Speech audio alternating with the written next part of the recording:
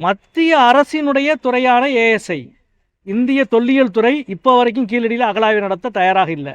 அது மட்டும் இல்லை, ஏற்கனவே அகழாய்வு நடத்தி அறிக்கையை தயார் செய்திருக்கிற அமர்நாத் ராமகிருஷ்ணனுடைய அறிக்கையை இப்படி மீண்டும் நாங்கள் வெட்டிங் பண்ணுறோம், மீண்டும் நாங்கள் தணிக்கை செய்கிறோம் என்று அவரை விட ஜூனியர்ஸ், இளைய வயதுக்காரர்களை, அவரை விட சர்வீஸ், அதாவது பணியிலே குறைந்த அனுபவம் இருக்கிறவர்களை வைத்து அந்த வேலையை செய்திருக்கிறார்கள்.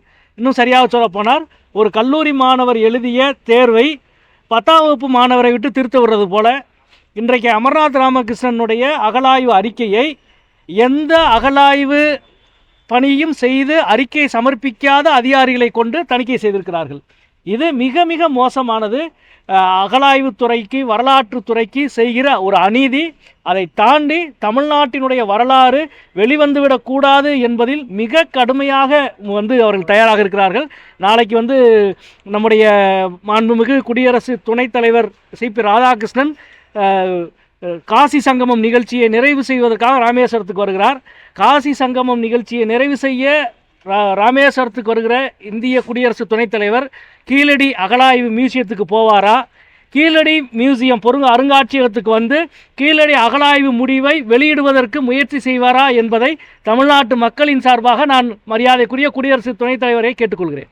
மருத்துவமனை 45% நிறைவு பெற்றதாக சொல்றாங்க. பொங்கலுக்கு திறக்கப்படுற ஒரு தகவல் வெளியா இருக்கு. பாக்குறீங்க? கண்டிப்பாங்க. நாடாளுமன்ற தேர்தலுக்கு முன்னாடி அவசரமாக ராமர் கோவிலை திறந்து பணியே முடிக்காத, முழுமை பெறாத நிலையில் கூட எப்படி நாடாளுமன்ற தேர்தலுக்கு அதை பயன்படுத்தினார்களோ, அதே போல் சட்டமன்ற தேர்தலுக்காக இப்பொழுது எய்ம்ஸ் மருத்துவமனையுடைய முகப்பு பகுதியை விரைவாக முடித்து ஒரு திறப்பு விழாவுக்கு அவர்கள் தயாராகி கொண்டிருக்கிறார்கள் என்பதை பார்க்கிறோம். உத்தரப்பிரதேசத்தையும் தமிழ்நாட்டையும் ஒப்பிட்டு சொல்லியிருக்காரு. எது? பிரவீன்குமார் தமிழ்நாட்டையும் உத்தரப்பிரதேசத்தையும் ஒப்பிட்டு கூறியிருக்காருன்னு ஒரு தமிழ்நாட்டையும் உத்தரப்பிரதேசத்தையும் இல்லை, அதாவது தமிழ்நாட்டு மக்கள் கொடுக்கிற ₹1 வரி பணத்துக்கு ஒன்றிய அரசு நமக்கு திரும்பி கொடுப்பது வெறும் 29 பைசா மட்டும்தான். ஆனால் உத்தரப்பிரதேசத்து மக்கள் கொடுக்கிற வரிப்பணம் ₹1க்கு ஒன்றிய அரசு உத்தரப்பிரதேசத்துக்கு திருப்பி கொடுப்பது ₹2.70. உத்தரப்பிரதேசத்துக்கு நிகழ்வது தமிழ்நாட்டுக்கு நிகழ்வதையும் ஒப்பிட்டு பார்த்தால் எவ்வளவு பெரிய அநீதியை தமிழ்நாட்டுக்கு ஒன்றிய அரசு செய்து கொண்டிருக்கிறது. இவ்வளவு அநீதிக்கும் மேலாக தமிழ்நாடு பல துறைகளில் சாதனை நிகழ்த்தி கொண்டிருக்கிறது.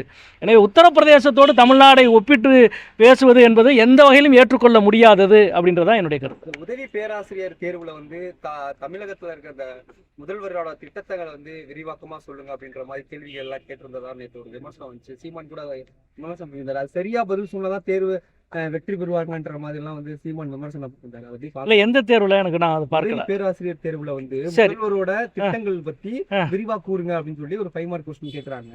எப்படி பாக்குறீங்க? திட்டத்தை எல்லாம் விரிவா சொல்லுங்க.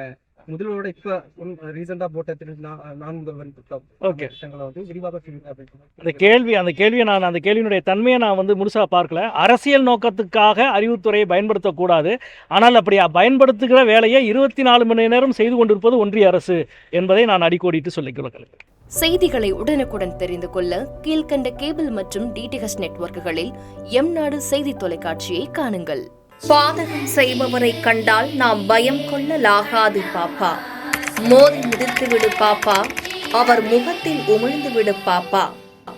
அண்மை செய்திகளை உடனுக்குடன் தெரிந்து கொள்ள இணைந்திருங்கள் எம்நாடு தொலைக்காட்சியுடன்.